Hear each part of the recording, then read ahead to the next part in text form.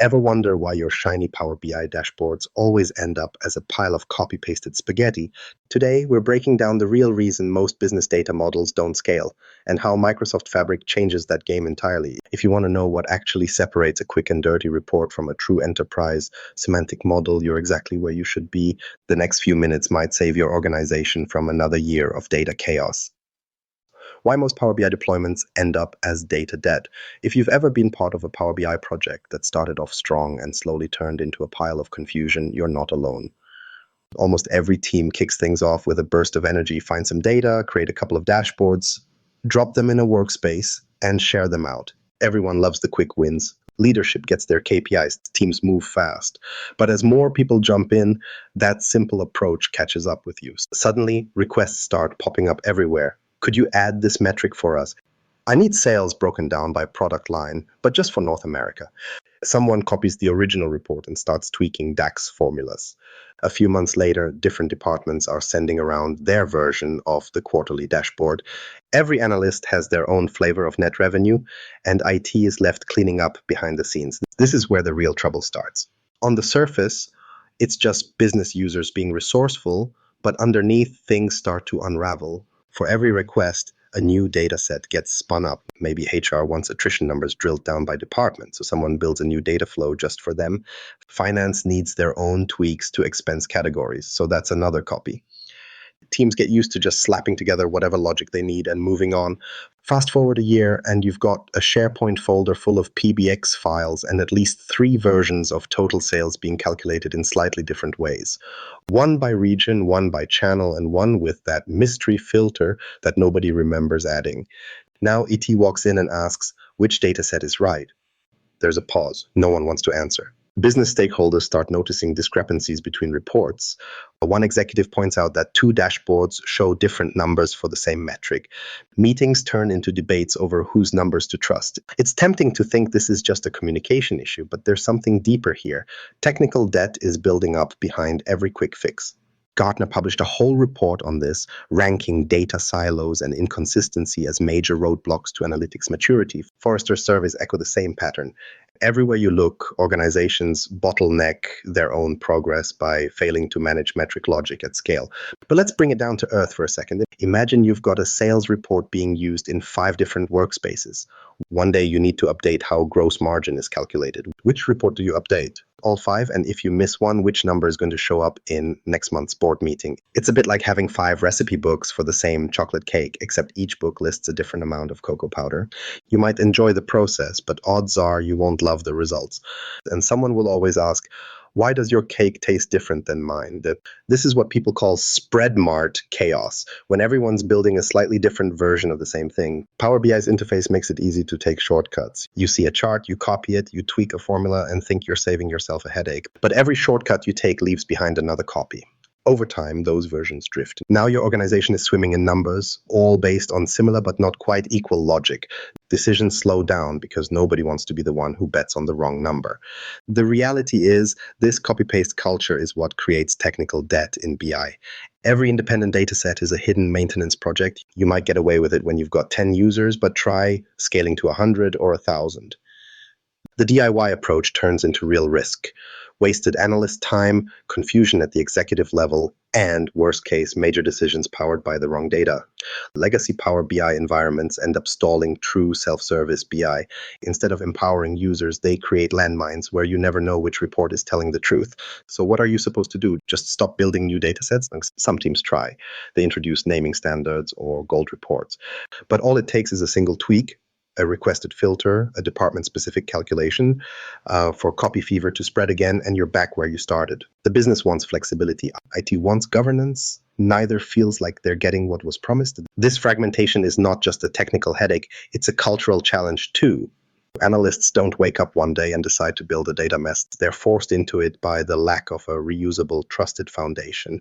If every new insight means reinventing the logic for measures and KPIs, the chaos only gets worse with scale. Users lose trust, and BI teams find themselves playing whack-a-mole with metric definitions. Now, imagine an alternative. What if there was a way to define your core business metrics once? A single centralized semantic model, built to scale, easy to reuse, and trusted across the whole organization, even as it grows. No more worrying which workspace has the latest logic or which analyst's calculation is in front of the CFO. That's the promise many BI architects are chasing right now. The truth is, ad hoc Power BI setups breed confusion and waste. Every duplicated data set is another crack in your analytics foundation. Over time, these cracks add up and stall progress. But here's the real question. What's actually different about Microsoft Fabric, and why are so many architects betting on it to finally break out of this cycle? Because it isn't just a new reporting tool, it's an entirely new way of thinking about where your data lives, how it gets modeled, and who owns the logic. The Fabric shift, semantic models as the new center of gravity.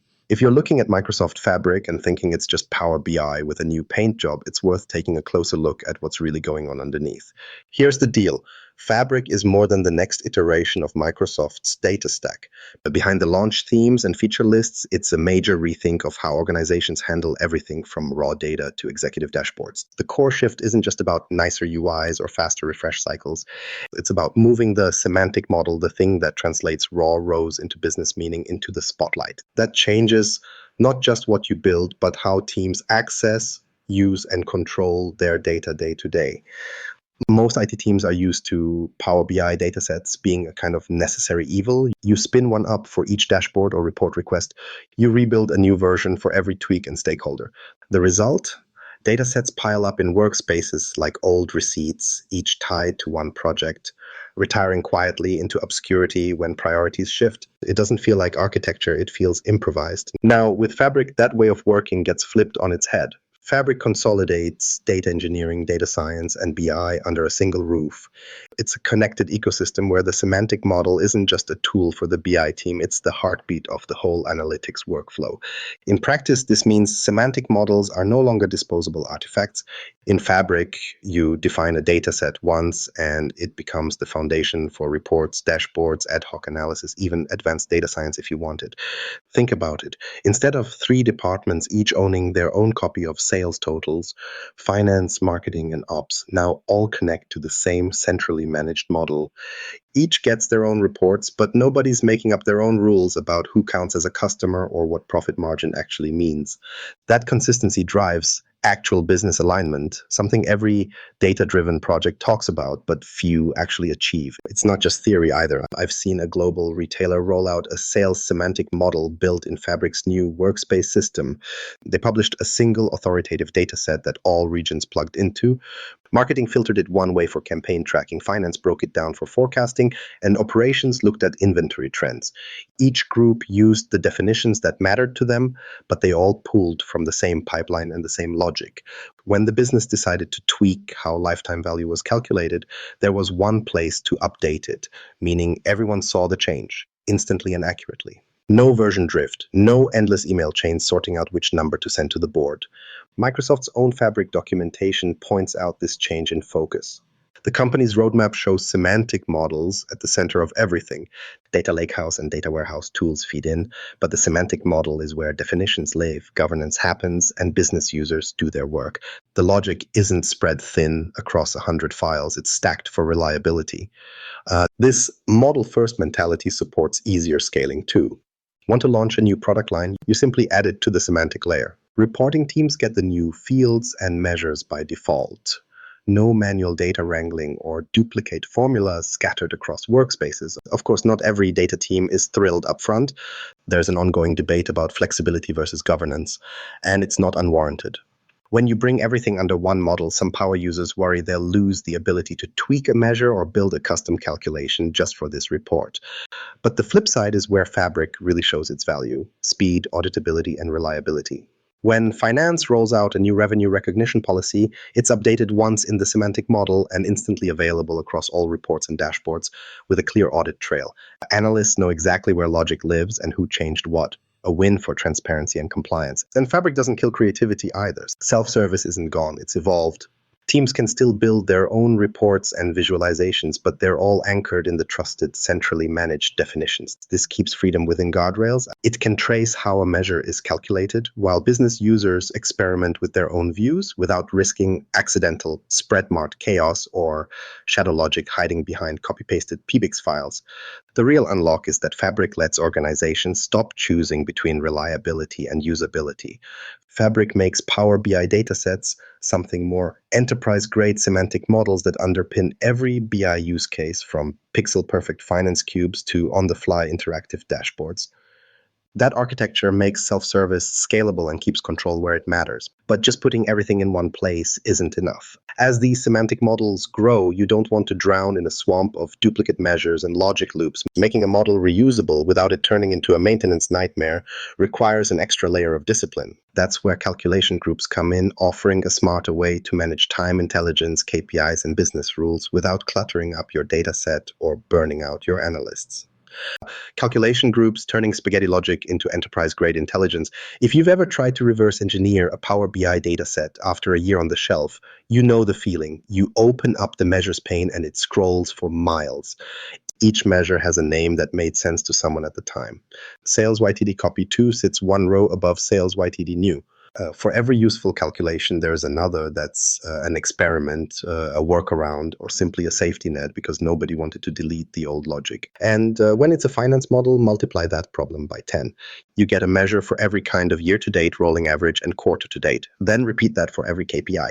You don't just have gross margin YTD. You've got gross margin last year YTD, gross margin trailing 12 months, and at least 3 flavors of gross margin QTD. Factor in similar logic for revenue, expenses, net profit, and suddenly a plain English measure name starts looking like a ransom note. It all feels harmless at first. Someone gets asked for a new headcount calculation. Rather than risk breaking what's there, they duplicate an existing measure and tweak it.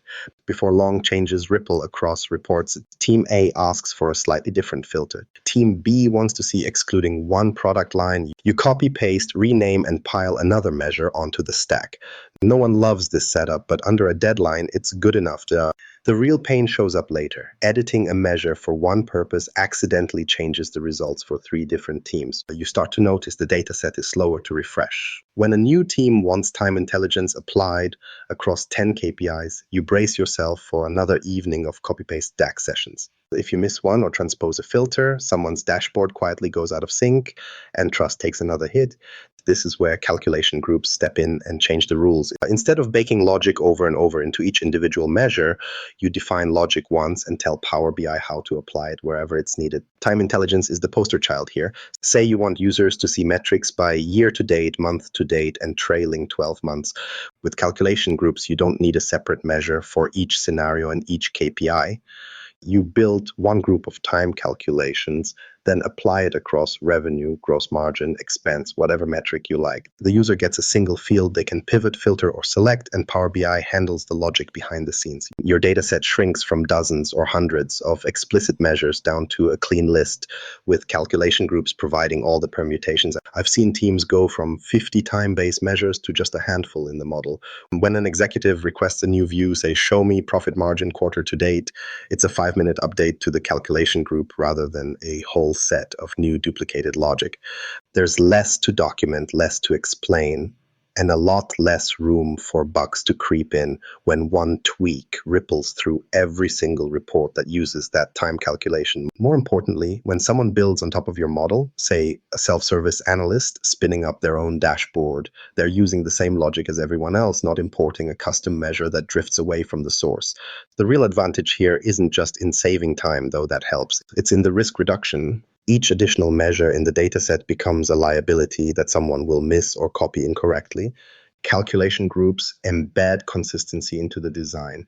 You know that no matter which region, product, or department is slicing the data, QTD means the same thing everywhere. It's a small change in how you approach BI modeling, but it fixes a massive headache that's plagued Power BI projects for years. Now, there's a perception out there that calculation groups are only for advanced users.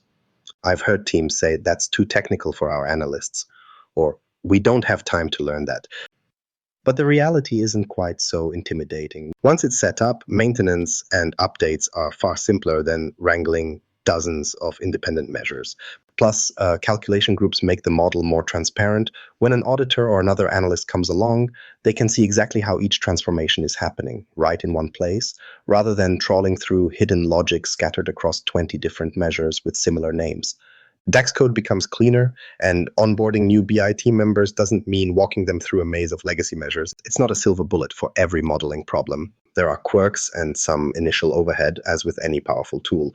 But when you're trying to scale BI across an enterprise, across business units, across countries, across hundreds of users, calculation groups are the difference between a model you can update in an afternoon and one that collapses under its own weight after every second requirement change.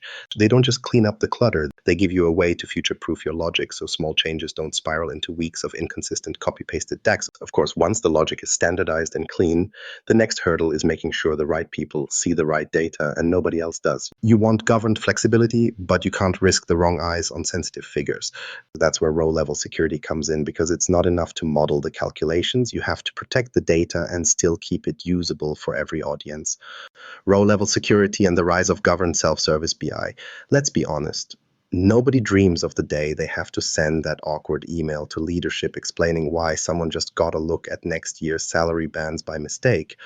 Yet for a lot of BI teams, it only takes one wrong filter or a misconfigured permission setting for private data to show up in all the wrong places. You might have the most beautifully designed models and the cleverest calculations, but if you can't control who sees what, the risk of leaks and audit failures never really goes away. That's why row-level security, RLS for short, quietly does some of the most heavy lifting in any analytics stack, even though it rarely gets the spotlight. BI pros know you can have all the self-service freedom in the world, but without trust built into the platform, it's just a matter of time before something goes wrong. The core challenge is that business users want to poke around and build their own reports without running into walls every time they click on something new. They want to drag fields around, slice and dice data, and follow their own hunches.